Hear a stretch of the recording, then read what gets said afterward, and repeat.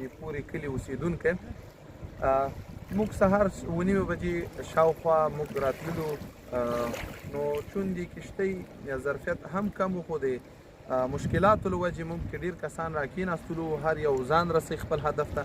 نو دغه بره ساحه چې ګورئ دې نیمایي سیند ته چې راورسېدلو د جنریټر اوبه تېرې کړلې او د اوبو تېرېدو نه بس ګل شو چې ګل شو بس خلکو شورش ډېر څه همداسې کښتۍ ننوته اوبه داسې هم راواوښتې داسې هم راواوښتلې خو چې دې بل ته راورسېدو همداسې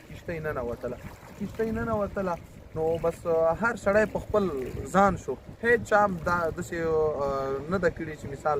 یو کس دوه ته د لاس ور واچوي ډک سیند ده خو نړۍ سیند ده دې کې هېڅوک نشي کولی چې مثال بل سره چې لازمه همکاري وکړي خو هر سړی موږ هم خپل کوشش وکړو نور هم وکړو خو دې خوا ته راووتلو نارینه او زنانه او ماشومان یې بس همڅه ښکته را روان کړي او بس دې ته راووتل دې ټاپو ته راووتل بیا مو نورې کښتۍ بله کښتۍ پسې راوستله بره نو هغې کې بیا داسې راپورېستل دې ته راغللو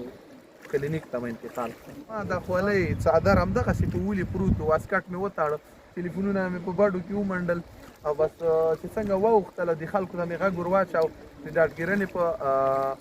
موقع چې تاسې دا لرګی ونیسئ لرګی نه ډوبېږي چې هر چېرته یي تاسې دا لرګی باسي نو همغه و چې لرګی نیولی و دې چل ته راووتلې نو ما چې خېڅ کړه ما نه مخکې داسې 7 کالو ماشوم روان و نو هغه راته غږ وکړه چې کاکا ما پرې نه دي دې سیند کې نو ما ورته ویل چې تکړه سه بچی